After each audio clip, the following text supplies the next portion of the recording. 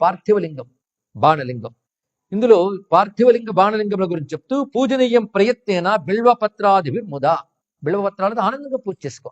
పెద్ద మంత్రాలు తంత్రాలు లేవు సుమా, ఒకటే చిన్న మంత్రంతో చేసుకోవచ్చు. పంచాక్షరేణ కర్తవ్యం స్త్రీభి శంకర పూజనం. స్త్రీలు కేవలం పంచాక్షరితో పూజ చేసుకుంటే చాలు. రుద్రాదులు అభిషేకాలు ఏవి అక్కర్లేదుట. కేవలం పంచాక్షరితోనూ షోడశోపచార పూజ చేసుకో. మన బోల్డ్ టైం ఉంటే 10 మార్లు అనుకో, 100 మార్లు అనుకో, 1,00,000 మార్లు అనుకో. అదే చెప్తున్నాడు ఇక్కడ. అందుకే పంచాక్షరేణేవ కర్తవ్యం స్త్రీభి శంకర పూజనం. చాలా మందికి ఇక్కడ తెలుసుకోవాల్సిన విషయం ఏంటంటే, కొంతమంది సంప్రదాయవాదులు అనుకుంటున్న వాళ్ళు కూడా శాస్త్ర పరిశీలన చెయ్యకుండా గతానుగతికంగా వచ్చిన మాటలతో స్త్రీ శివలింగం ముట్టుకోకూడదు, పూజించకూడదు అని అంటూ ఉంటారు. దాని శాస్త్ర ప్రమాణం లేదండి. వ్యాసవాక్యం ఇక్కడే కాదు, శివపురాణంలో కూడా చెప్పబడుతున్న అంశం ఇది ఇక్కడ.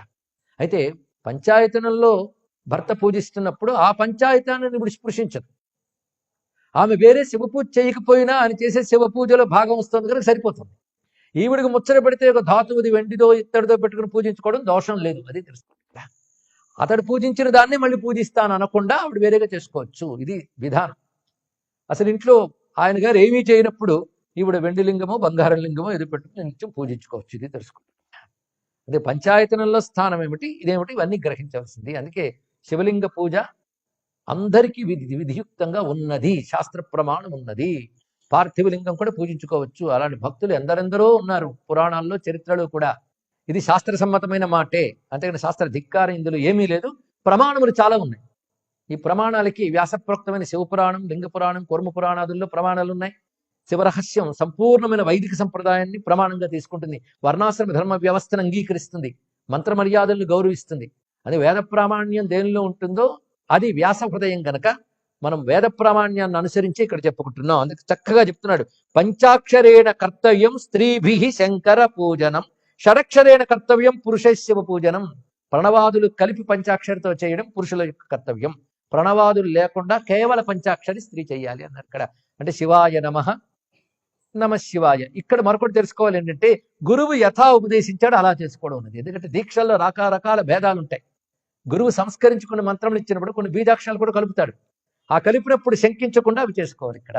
అది సంప్రదాయం తెలిసిన గురువు ఇచ్చిన ప్రకారం. అసంప్రదాయంలో ఇచ్చే వాళ్ళ గురించి వదిలేయండి. వైదిక సంప్రదాయాన్ని గౌరవించే గురువు బీజాక్షర సహితంగా ఇచ్చినప్పుడు అది దోషము లేదు. అది ఆ పద్ధతులు, దానికి శాస్త్ర ప్రమాణాలు వేరే ఉన్నాయి. అవి లేనప్పుడు కేవలం పంచాక్షరితో శివాయ నమః, ఇది కూడా గురువు ద్వారా అనిపించుకుని పుచ్చుకోవడం చాలా మంచిది. స్పర్శ పార్థివలింగస్య బాణలింగస్య చ ఆదరా స్త్రీభి కార్య. ఇందాక చెప్పినటువంటి ధాతులింగానికి కానీ పార్థివలింగానికి కానీ బాణలింగానికి కానీ స్త్రీ స్పర్శ ఉండవచ్చు. అయితే చరలింగమైతేనే, స్థావరలింగాన్ని స్త్రీ ఎప్పుడు స్పృశించరాదు. ఇది తెలుసుకోవాలి ఇక్కడ. అంటే ప్రతిష్ఠ చేసినటువంటి శివలింగాన్ని స్త్రీ స్పృశించరాదు, స్థిరమైన లింగాన్ని. అని స్థావరస్య చ లింగస్య నతు సర్వథా, ఏ విధంగానూ స్థావరలింగాన్ని స్పృశించరాదు. విహితశ్చ చరలింగేషు స్పర్శ స్త్రీణ ప్రయత్నత, స్త్రీకి చరలింగముల యందు తప్పకుండా విహిత స్పర్శించవచ్చు. నా స్థావరేషు లింగేషు సత్యమే తన్మయోచ్యతే, సత్యం చెప్తున్నాను సుమా, స్థావరలింగాన్ని స్పృశించరాదు. స్వయంభూలింగం కావచ్చు, సిద్ధలింగం కావచ్చు. కానీ మళ్ళీ చిన్న పద్ధతి చెప్పాడు. స్థావరేషు లింగేషు ఎత్ర దివ్యం భవిష్యతి, ఎక్కడ దివ్యలింగములు ఉంటాయో అంటే జ్యోతిర్లింగాదులు ఇత్యాదులు ఉన్నప్పుడు అక్కడ ఆలయ మర్యాదల నుంచి అనుమతిస్తే అప్పుడు అలాంటి దివ్యలింగమును స్పృశించవచ్చు. తత్ర పర్వని కర్తవ్యం స్పర్శనం స్త్రీభిరాదరాత్, అందులో పర్వాలు వచ్చినప్పుడు ఆ స్థావరలింగాన్ని స్పృశించవచ్చు. ఆ స్పృశించినప్పుడు స్త్రీ తప్పనిసరిగా తాను ఉపదేశంగా పొందిన పంచాక్షరిని అంటూ స్పృశించాలి. స్త్రీభి స్పర్శోపి కర్తవ్య పంచాక్షర పురస్సరం. ఇది విధానం. ఇదంతా గురువుగారు చెప్తున్నారు ఇక్కడ. పూజాప్యన్యా యథాయోగ్యం పంచాక్షర పురస్పరం, పంచాక్షర పరో మంత్రో సర్వమంత్ర శిరోమణి. అదొక్కటి చాలయ్య ముక్తినివ్వగలదు. కేవలం పంచాక్షరంతోనే మొత్తం షోడశోపచార పూజలు చేసుకోవచ్చు.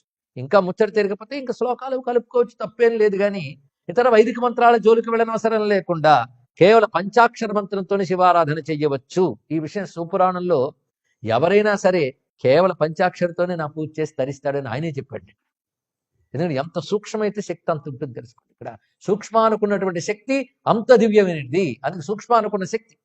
అందుకే పంచాక్షర ప్రభావస్తు మయా వక్తున్న పార్యతే, పంచాక్షర మహిమంతో చెప్పడం నా వల్ల కాదంటున్నాడు శివుడు. చూడండి ఎంత విశేషమో. కింతు వేద మహాదేవస్తత్ ప్రభావం. అందుకే ఆ విశేషమైనది అది నేను తెలియజేస్తున్నట్టు గురువు గారు ఇప్పుడు దాని మహిమని చెప్తూ, జప్తే పంచాక్షరే మంత్రే నశ్యత్యఘకులం క్షణాత్. పంచాక్షరి మంత్రం ఒక్కసారి జపిస్తే అనేక పాపం నశిస్తాయి. ఈ మాట తల్లి సతీదేవి భాగవతంలో చెప్తుంది. ఏకపర్యాయ శివనామం అంటే తత్క్షణ పర్యంతం చేసిన పాపాలు పోతాయి. నిజమా? సందేహం లేకపోతే తప్పకుండా అంత శక్తిది అనుకున్నది. మహ్యం పంచాక్షరం చేయతి. వెంటనే ఆవిడ కళ్ళ నీళ్ళొచ్చి నాకు పంచాక్షరం ప్రసాదించండి అని అర్థించింది. అర్థిస్తే స శైవేంద్ర కృపాసింధు తస్యై విధివన్, విధిపూర్వకంగా దదౌ పంచాక్షరం శుద్ధం సర్వపాపౌఘనాశనం. ఇంకా సాధ్వి